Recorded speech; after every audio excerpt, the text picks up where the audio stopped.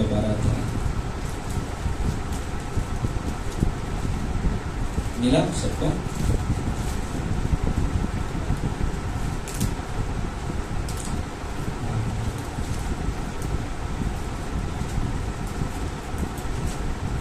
अच्छा लगा सब लोगों ने। पाशा ने पूछा कितने लोग बाइबल पढ़ते, सब लोगों ने हाथ उठाया। अच्छा लगा।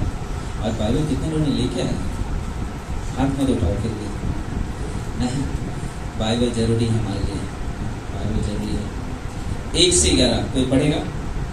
1 से 11।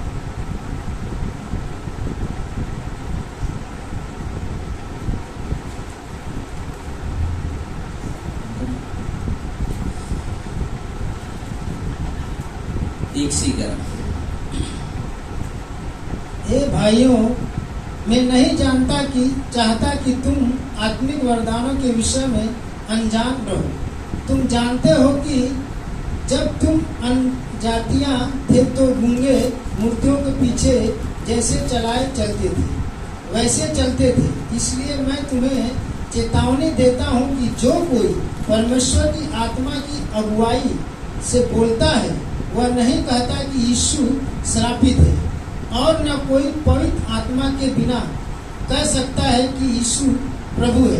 वरदान तो कई प्रकार के हैं, परंतु आत्मा एक ही है, और सेवा भी कई प्रकार की है, परंतु प्रभु एक ही है। और प्रभावशाली कार्य कई प्रकार के हैं, परंतु परमेश्वर एक ही है, जो सब में हर प्रकार का प्रभाव उत्पन्न करता है, किंतु सबके लाभ पहुंचाने के लिए हर एक को आत्मा का प्रकाश दिया जाता है। क्योंकि एक को आत्मा के द्वारा बुद्धि की बातें दी जाती है, और दूसरों को उसी आत्मा के अनुसार ज्ञान की बातें। किसी को उसी आत्मा से विश्वास और किसी को उसी एक आत्मा से चंगा करने का वरदान दिया जाता है। फिर किसी को सामर्थ्य काम करने की शक्ति, और किसी को भविष्यवाणी की, और किसी को आत्माओं को परख, और किसी को अनेक प्रकार की भाषा, और किसी को भाषाओं का अर्थ बताना। परंतु ये सब प्रभावशाली कार्य वही एक आत्मा करता है, और जिसे जो चाहता है वह बांट देता है। भाई हम लोग प्रार्थना करें। प्रिय परमेश्वर, प्रभु यीशु धन्यवाद देते हुए सारा आदर, सारा महिमा, सारा गौरव आपके देते हैं। प्रभु इस सभा की अगुवाई करें प्रभु यीशु के नाम से, हमें ना। यहाँ पे कहा कि कई प्रकार के ना वरदान है, और यहाँ पे पौलुस सब लिख रहा है कि एक वचन में कहता कि मैं चाहता हूँ कि आत्मिक वरदानों के विषय में अनजान ना रहो। बहुत सारे लोग, मुझे लगता है और कि क्या आप जानते हो आपके अंदर क्या वरदान है? कोई बोल सकते हैं आप बैठे हुए लोग ना? जैसे कि हम लोग कुछ को देख के बता सकते हैं, जैसे कि भाषा में लोग उनके सोलमिनी का वरदान है कलीसिया प्लांट करना, जगह जगह जाकर चर्च को बनाना, ये आत्मिक वरदान है। स्तुति आराधना करना कलीसिया का वरदान है, यह परमेश्वर का वरदान है। आप किसी को प्रोत्साहन करते हो, परमेश्वर का वरदान है। आप किसी को परमेश्वर में बढ़ने के लिए मदद करते हो, ये आपका वरदान है। आप किसी के लिए प्रार्थना करते हो, ये आपका वरदान है। आप कहीं जाते हो, किसी गरीब को देखकर रोटी खिला देते हो, ये भी सेवा है, ये भी वरदान है। हर एक आदमी नहीं कर सकता, क्योंकि सबको अलग अलग परमेश्वर क्या करता है? वरदान देता है। लेकिन वरदान वो नहीं कि ना अगर आपको जो वरदान मिला तो वहीं तक सीमित रखे। सोचो, उदाहरण के लिए pastor Melvin first mission trip किया था, पास्टर का फर्स्ट मिशन ट्रिप या फर्स्ट चर्च प्लांटिंग, सच चर्च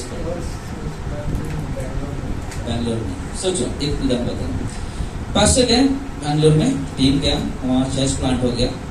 अब वो क्या करें? चर्च आत्मिक वरदान है ना उनके पास। अब ध्यान देखना, सब लोग ध्यान से सुनना, सबकी नजर इधर हो, सब लोग ठीक है, इधर देखो सब लोग। आत्मिक वरदान है, चर्च प्लांट किया। आप सोचा करो चर्च प्लांट हो गया, और वो आके बोले अभी क्या जरूरत, चर्च प्लांट हो गया ना, बैठो आराम करो। ऐसा नहीं होगा। उसके बाद क्या करता मालूम है? एक वरदान वाला इंसान कुछ और सोचता, कहीं और प्लांट करता।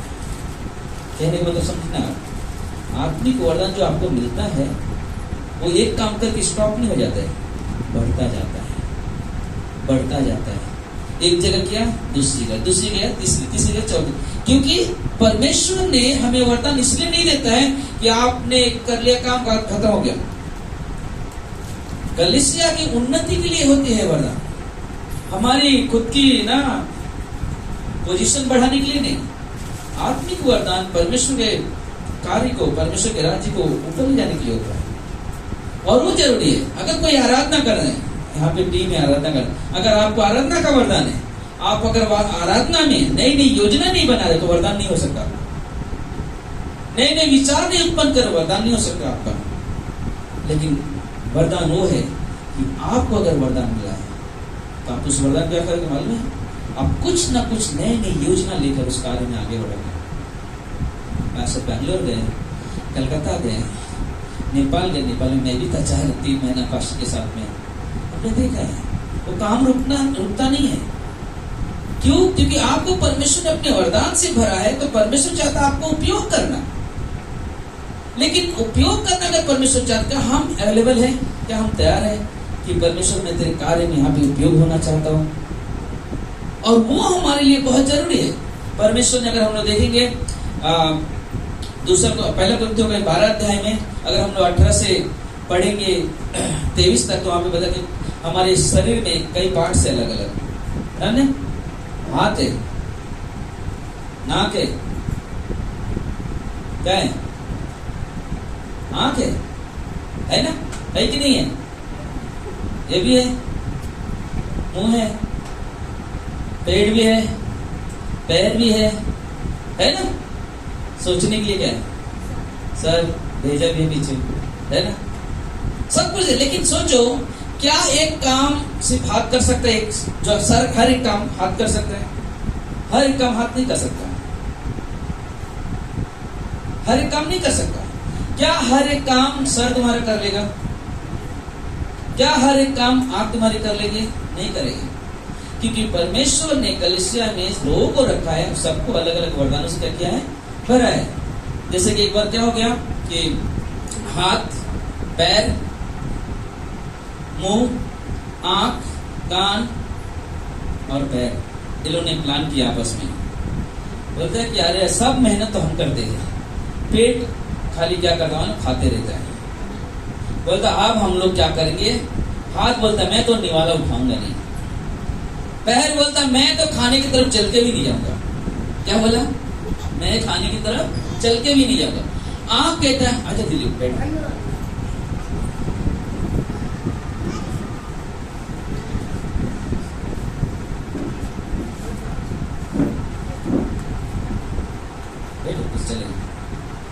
तो पैर ने कहा मैं जाऊंगा नहीं खाना की तरफ। हाथ बोलता मैं उठाऊंगा नहीं। नाक बोलता मैं तो स्मेल भी नहीं लूंगा, वहां से खुशबू की मैं नहीं आने दूंगा कि ना अच्छा कुछ बोर्ड बना हुआ है। मुंह बोलता मैं तो खोलूंगा नहीं मुंह कि वो वाला खा सको। तो सब ने क्या किया? ऐसे प्लान किया, दिमाग का मैं सोचूंगा भी नहीं। ठीक है, फिर क्या हो गया? एक दिन निकल गया, 2 दिन हो गया, तीसरे दिन क्या हो गया मालूम है? पैर चलना काम नहीं कर रहा है, पैर उठ नहीं रहे। अब क्या हो गया? सर बोला घूम रहा है मेरा। आंख क्या बोलते कि मेरी आंखें कमजोर होती जा रही है। हाथ बोलता है मेरे हाथ उठ नहीं रहे। सब ने अपनी अपनी कमियां बताना शुरू कर दी। मेरे ऐसे नहीं हो रहा है, मेरे से ये नहीं हो रहा। मालूम बाद में दिमाग क्या कहता है? अरे मूर्खों, तुम हाथ से उठाओगे, जब खाओगे मुंह में तब तो पेट में जाएगा और तब तो तुम्हारे हाथ में ताकत आएगी। तुमने क्या सोचा कि बस पेट खाता है खाता है खाता? नहीं, वहीं से तो ताकत उत्पन्न होती है। परमेश्वर पवित्र आत्मा देता है, अपने वरदानों से भरता है और अलग अलग तरह से क्या करता है? उसे उपयोग करता है। हालेलुया, उपयोग करता है। हमारा काम क्या है? परमेश्वर के वरदान को समझना, परमेश्वर के वरदान को समझना और उसे उपयोग करना। आपके पास प्रार्थना करने का वरदान है, हम सब के पास आपको बैठे हुए, लेकिन अगर आप अपने प्रार्थना के जीवन को बढ़ा नहीं रहे हो, इसका मतलब एक ही चीज है कि आप उस वरदान को समझ नहीं पा रहे, उस वरदान के महत्व को नहीं समझ। क्योंकि आप ये प्रार्थना किसी के जीवन बचा सकते हैं। किसी के घर में जाके आपकी एक प्रार्थना किसी घर में बहुत बड़ा उत्साहित पैदा कर सकता है, इंकरेजमेंट लेके आ सकता है। आपका एक ट्रैक्स किसी को एक सुसमाचार सुनाया, आपका एक सुसमाचार किसी का जिंदगी बचा सकता है। यहाँ पे दिलीप बैठे हैं। दिलीप हमको जब घाटकोपर में पहली बार मिले तो पहला फोन के बाद दूसरे सप्ताह के तो मिले। वहां पे जब बाद उन्होंने कहा कि मैं कैसे प्रभु में आया, उन्होंने कहा मैं बीमार था, डॉक्टर ने कहा सिर्फ आधे घंटे का पेस्ट दीजिए, सिर्फ आधा घंटा। लेकिन कुछ लोगों ने आए वहां पे प्रार्थना किया और उनके जीवन बच गए। और उन्हें क्या क्या मालूम है, पिछले संडे संजू बाबू ने भी सुना जब वो बता रहे थे कि मेरा जो ऐसा हो गया कि मैं अब बाइबल पढ़ता हूँ, लोगों के लिए प्रार्थना करता हूँ, अपने लिए प्रार्थना करता हूँ, लोगों को बताता हूँ कि प्रभु के पास आने के लिए। ये वरदान है उनके पास, क्योंकि जब परमेश्वर ने उन्हें बुलाया, उन्हें चुन लिया, उन्हें अपने वरदानों से भरा कि तुम क्या करो, किसी के लिए प्रार्थना करो, तुम क्या करो, किसी के प्राण को नर्क जाने से बचाओ। तुम्हारी एक ट्रैक्स ना, एक पर्चा, तुम्हारी एक पर्चा किसी के जीवन को नर्क जाने से क्या करेगा, बचा देगा। परमेश्वर आपको इसलिए नहीं दिया है वरदान ताकि आप उस वरदान को कुछ मत करो। उस वरदान का उपयोग होना चाहिए, उस वरदान का उपयोग होना चाहिए। घर में झाड़ू किस लिए आता है? हस्बैंड को मारने के लिए? किस लिए आता है? पत्नी को मारने के लिए? भाषा बोलते हैं दोनों एक दूसरे के लिए ना। झाड़ू अगर सोचो घर में झाड़ू है लेकिन आपका घर पूरा कचरे से भरा हुआ है, क्या हो रहा है? मूर्खता है। झाड़ू है, आपको क्लीन करना चाहिए, लेकिन आप क्या कर रहे? नहीं, ऐसे पड़ा हुआ है।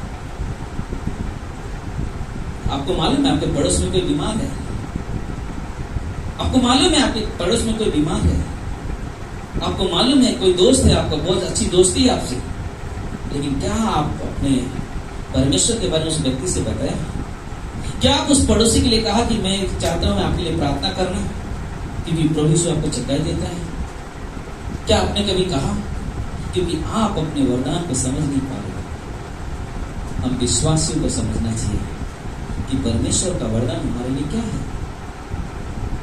वरदान परमेश्वर जब दे रहा है, आप समझो मेरे छोटी सी बात, सवाल क्वेश्चन करता हूँ, सवाल पूछता हूँ, कितने लोग को अभी तक मालूम नहीं कि हमारे अंदर वरदान क्या है? हाथ उठाएंगे।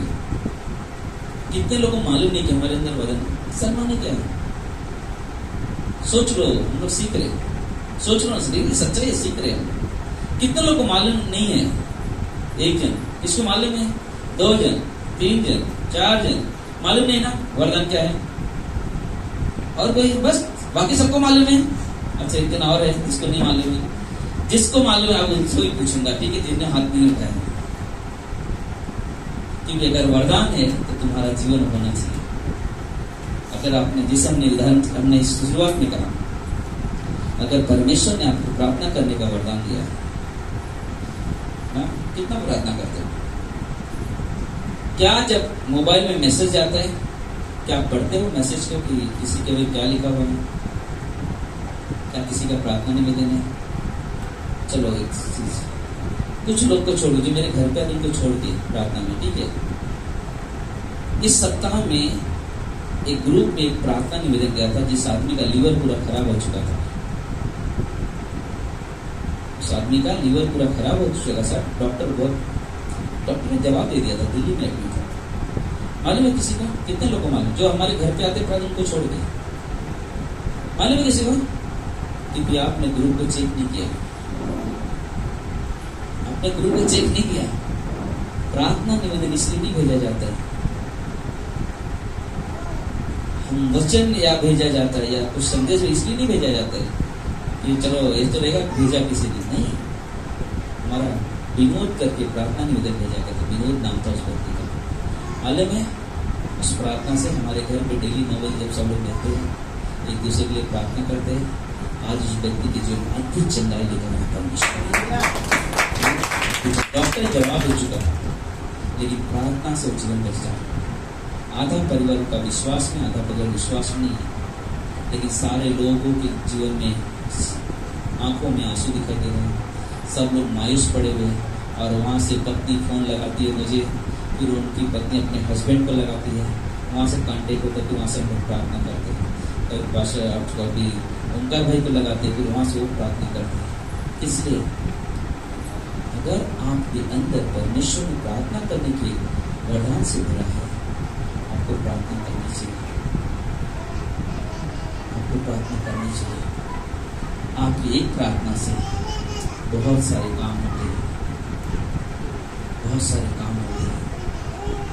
हम घाटों पर में जा रहे हैं प्रचार करने के लिए, हम ये सोच के नहीं जा रहे, लोगों को मालूम होना चाहिए कि हम लोग कितना बड़ा काम कर रहे हैं।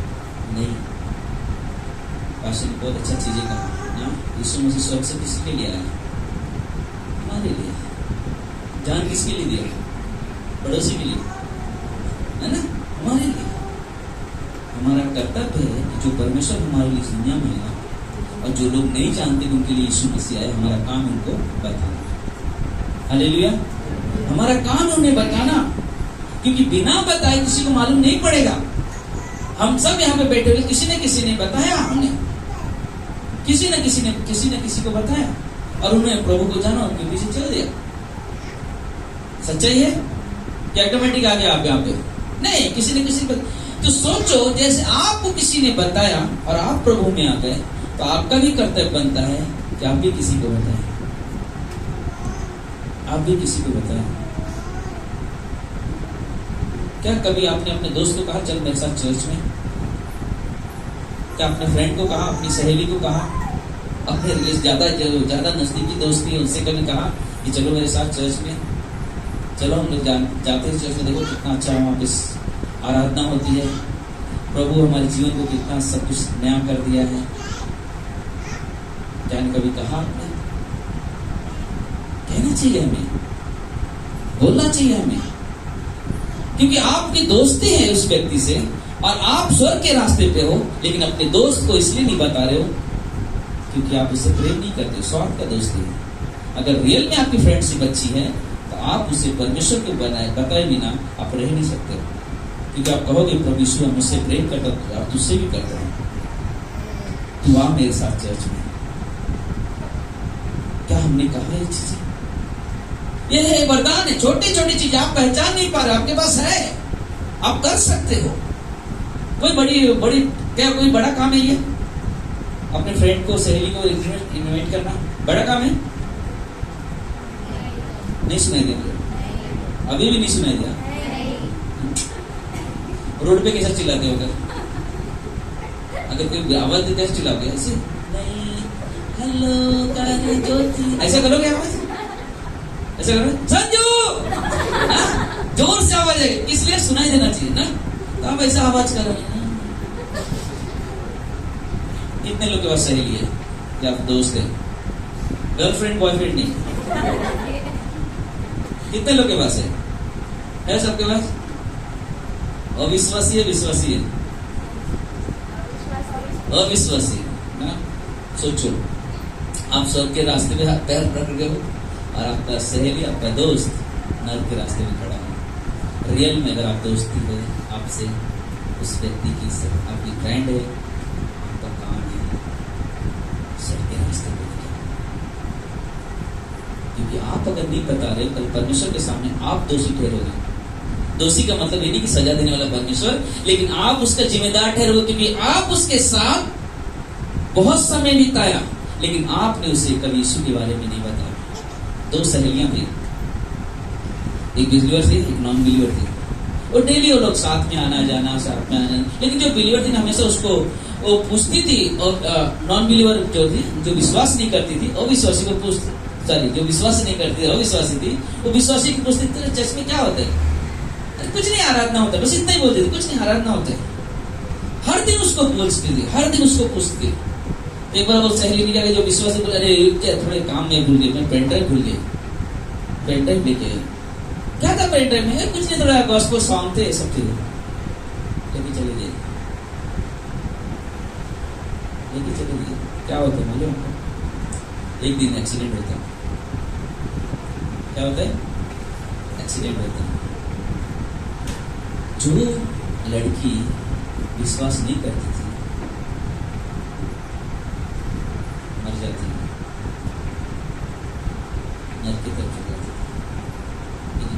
लेकिन खुद की सहेली को स्वर्ग की तरफ जा। सोचो पूछ रही थी चर्च में क्या होता है, लेकिन उसने क्या किया, बताया नहीं। लेकिन वो क्या था, सपना था उसके लिए। जब होश में आती है मैं क्या करूँ, जाके क्या करती है, सहेली को गॉस्पेल शेयर करती है और वो प्रभु में आने लगती है। हालेलुया। हमारा काम है एक आदमी, एक व्यक्ति आपके लिए बहुत कीमती है, बहुत कीमती। अगर आप सचमुच, जैसे दिलीप के साथ में भाई आए, हम सब किसी न किसी के साथ आए, लेकिन परमेश्वर ने आपको यहाँ पे अद्भुत कार्य के लिए बुलाया है और अद्भुत समय के लिए बुलाया है। परमेश्वर आपसे प्रेम करता है। आपका नाम क्या है? दिनेश। अरे हम दोनों एक ही नाम पे हैं, कोई बात नहीं ना। दिनेश जी आपसे परमेश्वर प्रेम करते हैं। अगर आज दिलीप आपको यहाँ पे लेकर आए, परमेश्वर आपके जीवन को उपयोग करना चाहते हैं। परमेश्वर आपको नर्क जाने से बचाने के लिए यहाँ पर लेकर आए, क्योंकि ये रास्ता कहीं और नहीं मिल सकता। हालेलुया। ये परमेश्वर ने यहाँ पर लेकर आए, ये परमेश्वर ने लेकर यहाँ पे। आज बहुत सारे लोग दुनिया छोड़ दिया जो प्रभु को नहीं जाना, लेकिन वो गए कहाँ? नर्क में। लेकिन अगर आज हम सब यहाँ पर है, ये स्वर्ग है, रास्ता है। और जो लोग जीते जी प्रभु यीशु को अपना उद्धारकर्ता स्वीकार कर लेते हैं, उनके लिए स्वर्ग का दरवाजा खुल जाता है। हालेलुया। हमारा काम है परमेश्वर के वरदान को समझना, परमेश्वर के वरदान को समझना। जिन्होंने नहीं समझा, अभी समझते होंगे, थोड़ा थोड़ा समझे कि नहीं समझे? समझ रहे हैं? छोटा सा एक बुलाहट, आप समझ नहीं पा रहे हो क्या है, क्योंकि प्रार्थना तो हर एक इंसान के लिए वो है, सबको वरदान है। प्रार्थना हर एक इंसान करता है, लेकिन प्रार्थना सिर्फ इतना कर देना ही बड़ा नहीं है। आप प्रार्थना को बढ़ाओ। आपका प्रार्थना का जो समय है, जो आप 2 मिनट 5 मिनट करते हो, 10 मिनट करो। 10 मिनट करते हो तो 15-20 मिनट करो। 20 मिनट करते हो आधा घंटा करो। प्रार्थना कभी बंद मत करो। आपके प्रार्थना में आपके परिवार में कोई व्यक्ति होगा जो विश्वास में नहीं, आपके प्रार्थना से व्यक्ति से परमेश्वर में आ जाएगा। और ये सच्चाई है, ये सच्चाई है। इसलिए हमें बहुत जरूरी है इस चीज को समझो। हम लोग आने वाले रविवार के दिन जब ट्रैक्स आ जाएगा बन के, आप 5 ट्रैक्स लेके जाओ खाली। कितना? सिर्फ 5 व्यक्ति को दो। परमेश्वर आपसे प्रेम करता है, परमेश्वर आपसे प्रेम करता है। आप अपनी बुलाहट को समझो, आप अपनी बुलाहट को समझो, संगति करो। आप परमेश्वर में अभी भी कमजोर हो, बढ़ नहीं पा रहे हो, आप संगति करो। कहाँ पे प्रार्थना है, चलो वहां पे चलें। हमने पिछले दिन हम लोग बात कर रहे थे, एक समय था शुक्रवार को जब प्रार्थना में जाते थे लोग, किसी घर में जगह भी नहीं होते थे कि लोग बाहर खड़े हो जाते थे। कोई बात नहीं, आप लोग बैठा, हम लोग खड़े हैं यहाँ पे सुनेंगे। होते थे कि नहीं होते थे? है ना? किसी घर में जाओ तो घर इतना भर जाते थे। किस लिए? क्योंकि आपके अंदर एक जोश था, एक उत्साह था कि हम परमेश्वर की प्रार्थना में जा रहे हैं, हम संगति में जा रहे हैं। लेकिन आप क्या है, आप नहीं कर पा रहे। क्यों? परमेश्वर से प्रार्थना करो। आपका जीवन बहुत कीमती है, आपका जीवन बहुत कीमती है। मालूम है आपको, यहाँ पे आने से पहले कोई तो आपके लिए प्रार्थना कर रहा था, कोई तो आपके बारे में सोच रहा था। शायद उसे आपने देखा नहीं होगा, पहचाना नहीं होगा। जैसे कि हमने जब हम लोग वॉकिंग प्रेयर करते थे, घूम के प्रार्थना करे थे, तो मैंने एक चीज अपने दिमाग में सेट किया था, जो भी आदमी रास्ते में दिखेगा उसको देखूंगा और कहूँगा परमेश्वर, ये आदमी परमेश्वर तेरे पास आना चाहिए। आज हम प्रार्थना करें, कल हम लोग ट्रैक्स लेके घूम के जाएंगे उसी रास्ते से। वैसे उस व्यक्ति को परमेश्वर चाहिए। कोई बिल्डिंग दिखता था, लोग नहीं है कोई नीचे, तो बिल्डिंग दिखाई दे रहा था घाट पर। हम लोग तो परमेश्वर सोसाइटी में रहने वाला हर एक व्यक्ति तुझे जानना चाहिए। जरूरी है हमारे लिए, एक नई नई योजनाएं परमेश्वर देता है। अगर वरदान आपको मिला है, परमेश्वर का गिफ्ट, गॉड गिफ्ट मिला हुआ है, तो आपके जीवन को परमेश्वर इस्तेमाल करना चाहता है। परमेश्वर आपके जीवन से कुछ करना चाहता है, लेकिन क्या हम तैयार हैं?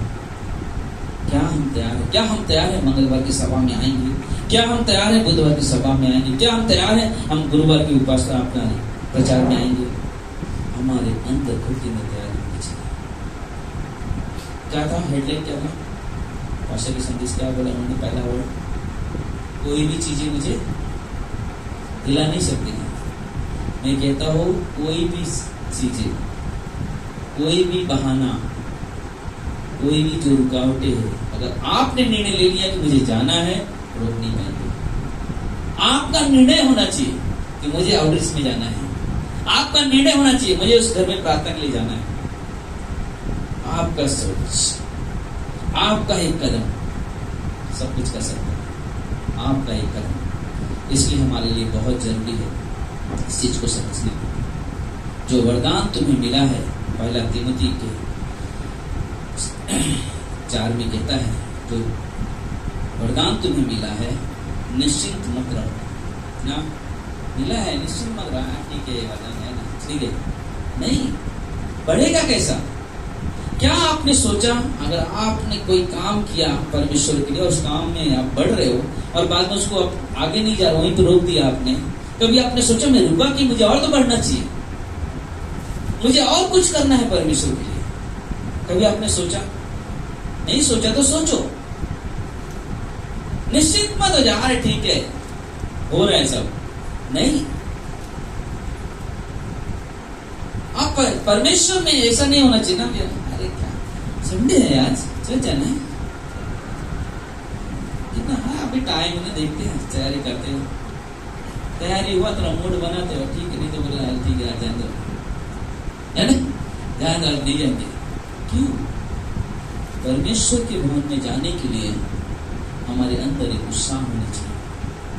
मुझे पहुंचना है किसी भी हालत में, मुझे किसी भी हालत में पहुंचना है। गांव जाना है, समझो टिकट लिया आपने, टिकट पे लिखा रहता है, क्या लिखा रहता है? ये ट्रेन इतना बजे छूटने वाली है। आप कभी पहुंचते हो स्टेशन पे? 10:04 का ट्रेन है, क्या करते हो? 10:05 को पहुंचते हो स्टेशन पे? 1 घंटा पहले, है ना? आपको मालूम है 6:15 बजे चालू होने वाला है, हमको कितना बजे इधर आना चाहिए? 5:30 बजे। मैं कहता हूँ 5:45 बजे आया, 5:30 बजे और अच्छा है, लेकिन मैं कहता अगर आपको ज्यादा अगर वो लग रहा है, सोच रहे हो तो 5:45, 6:30 बजे आ जाए, है ना? क्यों?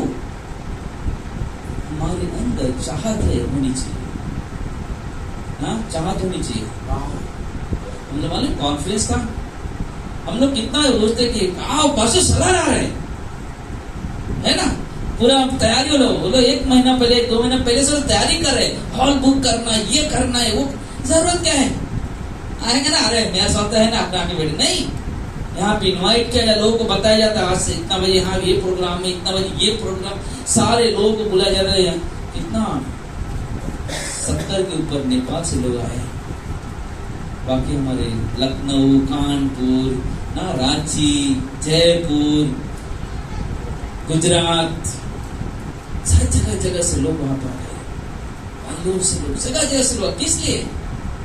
परमेश्वर का सम्मेलन हो रहा है, जिसे कहा जाता है कम कॉन्फ्रेंस, और उस समय हमें जरूरत है कि हम जाकर बैठे, कुछ तो मिलेगा मेरे लिए जो मुझे उत्साहित करेगा, कुछ तो ऐसे सब सुन लूंगा जो मुझे परमेश्वर के और करीब लेकर जाएगा। हमें अपने वरदानों के लिए हमेशा क्या कहा उसने? अपने वरदानों के क्या करो? धुन में रहो ना, बढ़ना है मुझे, और बढ़ना। परमेश्वर और क्या तू चाहता मुझे देने के लिए? मुझे और करना है। परमेश्वर तू बता मुझे, और गाइड कर मुझे, और क्या करूं? सोचना, आगे बढ़ना, बोलता वो हमारे लिए बहुत जरूरी है। दूसरा तीमुथी का 1:6-7 कहता है, तुम्हें याद दिलाता हूं कि जो वरदान तुमने जो वरदान तुझे दिया है प्रज्वलित करो, क्योंकि परमेश्वर ने हमें भय की नहीं सामर्थ्य की आत्मा दी ना। उदाहरण के लिए, अरे मैं जाऊंगा टैक्स दूंगा तो सामने वाला गाली दिया तो, या भड़क गया तो, या बोल दिया तूने, है भागो इधर से, तुम लोग धर्म परिवर्तन कर रहे तो नहीं। परमेश्वर ने हमें भय के लिए डर की आत्मा नहीं दिया है, सामर्थ की आत्मा दिया है। हम किसी को अगर यीशु के बारे में बता रहे हैं तो हम उससे अशब्द वर्ड नहीं बोल रहे, वो हमें गुस्सा करे। हो सकता है कभी हो जाता है ऐसा, लेकिन हमारा काम क्या है? परमेश्वर का वचन लेके जाना। अगर पौलुस यही सोचता था, अरे लोग मेरे साथ में क्या बर्ताव करेंगे, मारेंगे, सताएंगे, जैसे हमने ट्यूसडे के दिन कहा था ना, फिर तो काम 17 अध्याय से ना, वहां 3 जगह देख रहे हैं। पौलुस एक जगह प्रचार करता है, फिर वहां से बिरिया में आता है, वहां पे, लेकिन मालूम जहां भी जाता है कुछ अलग अलग चीजें उसके जीवन में होता है। वो रुकता नहीं है, आते सताव आते हैं, लोग उसको टॉर्चर करते, लेकिन रुकता नहीं है। वहां से बिरिया में मालूम ऐसे लोग मिल गए जो वचन को सुनते थे, घर में गए, बाइबल लिया, अरे क्या पौल लोग बताए सही है क्या? ढूंढना बाइबल में जो प्रचार सुना हमने, क्या बराबर है क्या? जो बताया उसने सच देखना, हाँ वाह सही है, यही बताया उसने, अच्छा लगा। फिर जाता है एथेन में, जाता है वहां पे जा। कहने का मतलब क्या है? कहने का मतलब क्या है? आप अपने जीवन को सीमित मत रखो, एक सर्कल में बांध के मत रखो अपने जीवन को। परमेश्वर ने हमें स्वतंत्रता दी है, आजादी दी है। आजादी इसलिए नहीं दी है कि ना बैठो बैठो। आप अगर एक विश्वास का कदम उठाओगे कि मुझे ये चीज करना है, मैं बताऊं परमेश्वर खुद ब खुद आपके लिए हर दिन रास्ता निकालेगा। शुक्रवार के दिन सीमा बहुत बीमार हो गई, जॉब पे से हाफ डे लेके चले गए, घर पे उठने को नहीं हो रहा, बोलते तकलीफ हो रहा है। और उसके पहले भी एक लोग के प्रार्थना भी नहीं है। हमने कहा मालूम है, फिर बोलते कि कोई औरत घूमते हुए दिखाई दे रही है। मैंने एक चीज कहा, पहला चीज ये हमारे लिए बहाना शैतान लेकर रहा था कि हम इस चीज में क्या करें, आप प्रार्थना में ना जाए। मैंने उनको एक चीज कहा, प्रार्थना करता होगा लेकिन तुम कल से प्रार्थना में आना चाहिए। प्रार्थना किया, बेटर फील किया, मुझे अच्छा लगा उन्हें, तुरंत प्रार्थना सभा में आया। क्यों? हमारे लिए जरूरी है। कोई चीज समस्या आ गई, आप प्रार्थना रोको मत, सभा में जाने से रुको मत, आप बढ़ो आगे, बढ़ो आगे। आपका एक कदम आपके जीवन के लिए नहीं, दूसरों के जीवन के लिए बहुत ही ज्यादा महत्वपूर्ण है। कुछ शब्द छोटे से ना, पहला पत्रस की 4:10 कहता है, जिसको जो वरदान मिला है वह उसे परमेश्वर के नाना प्रकार के अनुग्रह के भले काम, भले भंडारियों के समान एक दूसरे की सेवा में लगा दे ना। वरदान मिला है अलग अलग तरह से, तो बोले कि भले भंडार, यानी आप ये सोच लो मेरे पास बहुत सारे वरदानों के भंडार है जिससे हम लोगों को उपयोग कर सकते हैं, जिससे हम बता सकते हैं, जिससे हम सुना सकते हैं, जिसके लिए हम प्रार्थना कर सकते हैं। जरूरी है, एक वरदान है। पहला चीज, परमेश्वर ने आपको यहाँ पे बुलाया है, अपने वरदान दिया ताकि आप परमेश्वर की महिमा कर सको। महिमा मतलब यही नहीं खाली आपके यहाँ पे जैसे आराधना की में सिर्फ यही महिमा नहीं है। परमेश्वर के महिमा का मतलब परमेश्वर के नाम को ऊंचा उठाना, परमेश्वर को ऊंचा उठाना, ये महिमा है। आप जब यहाँ पे खड़े होते हो, परमेश्वर की वहां आराधना हो रही है, लेकिन अपने हाथ उठाकर आराधना कर रहे हो, प्रशंसा कर रहे हो, बोलते आप परमेश्वर को महिमा दे रहे हो। हमारा काम होना चाहिए कि हम परमेश्वर को महिमा देने के लिए हमेशा तैयार रहें। परमेश्वर आपके जीवन से चाहता कि आप कलीसिया की मदद करो। मदद से ये नहीं कि पास्टर को पैसा देना है, कलीसिया की उन्नति के लिए आपके 10वां अंश बहुत जरूरी है, आपकी भेंट जरूरी है, क्योंकि उसके बगैर काम आगे नहीं बढ़ सकता। परमेश्वर के काम के लिए जरूरी है कि हम परमेश्वर को कुछ कर सके। हमने पिछले टाइम में भी कहा, पास्टर यहाँ पे बैठे हो, पास्टर ने कहा कि हमारी बहुत छोटी सी मंडली है, लेकिन मालूम है, लेकिन मैं जब उस दिन गया था 2 सप्ताह पहले मैं गया था पास्टर के वहां पे चर्च गेट में, एक औरत को देखा, एक पति पत्नी को देखा, बहुत अजीब सा कपड़े थे उनके, बहुत गरीब परिवार के थे, बच्चे लिए आए, लेकिन मालूम उनके हाथ में क्या था? आके एक शख्स के चर्च के मेंबर बोले, सर ये मेरा दान आप डाल दो ना मेरा। सोचो ना, सब बहुत ऐसी अजीब से परिस्थिति दिख रही थी, लेकिन आके बोलते ये दान मेरा डाल दो ना। तो उन्होंने कहा कि नहीं, ये आपका फर्ज है, आप डालो परमेश्वर को ढूंढना। इसलिए परमेश्वर के काम बढ़ाने के लिए जरूरत होती है। आज पास्टर वहाँ से क्या करते हैं, लोगों की मालूम है कैसे की भी देखभाल होती है, कोई मिसली कुछ तकलीफ में उनकी मदद के लिए अपने हाथ बढ़ाते हैं। एक दान आप यहाँ पे जब यहाँ बैठे हुए लोग हो, हमारी कलिसिया इतनी बड़ी नहीं है, छोटी है, लेकिन आप छोटे नहीं हो, क्योंकि आप ऐसे परमेश्वर के बेटे हो जो सब कुछ उसके हाथ में है। और वो परमेश्वर आपको दिया है, आपको नौकरी दिया है, आपको परिवार दिया है, अच्छा स्वस्थ दिया है, अच्छा शरीर दिया है, स्वस्थ शरीर दिया है।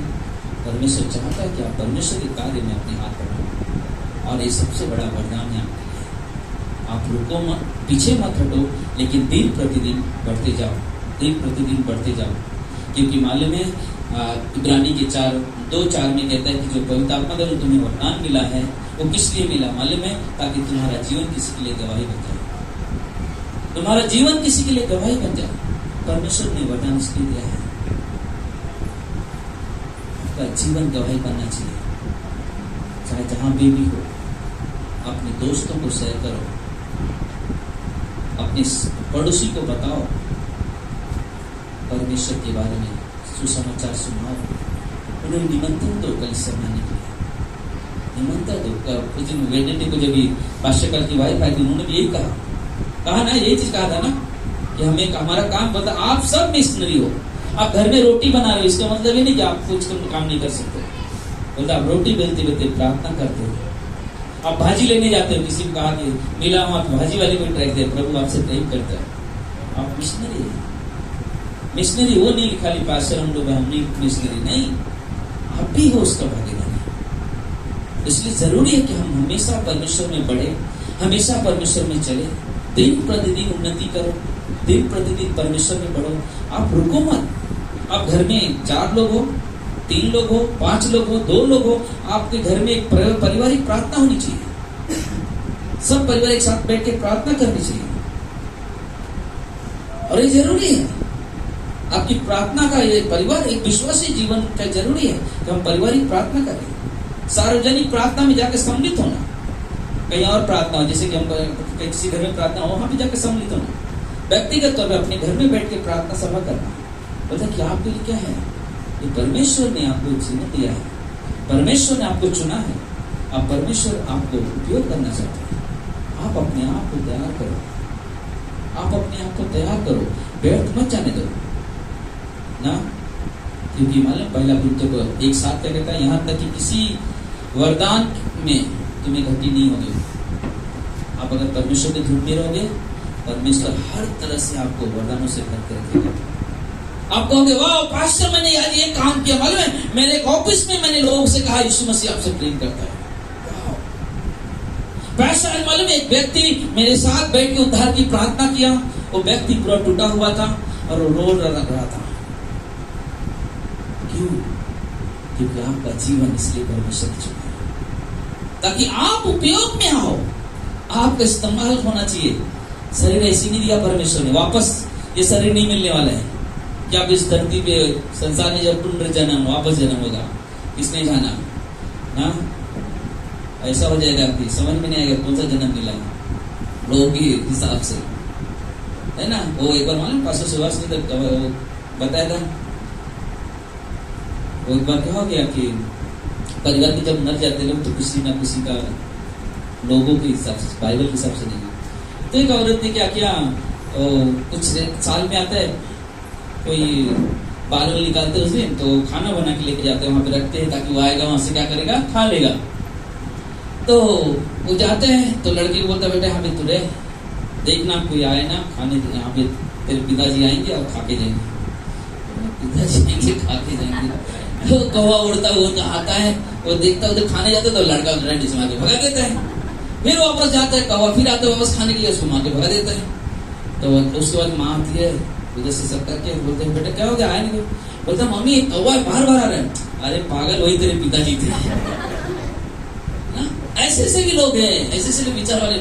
परमेश्वर ने आज अगर आपको इस मनुष्य का रूप शरीर दिया है, इसके बाद हम मर जाएंगे, उसको हम अगर विश्वास किया है तो हम हम स्वर्ग में मिलेंगे। ये पुनर्जन्म ये सब नहीं है हमारे लिए। हाँ, हमारे लिए पुनरुत्थान का जीवन है। एक समय आएगा जब प्रभु हमें लेने आएगा। अगर हम मर गए उसके आने से पहले, तो हम जब वो आएगा तो हम कब्र में से जी उठेंगे, एक महिमा के शरीर में उसके साथ जाएंगे।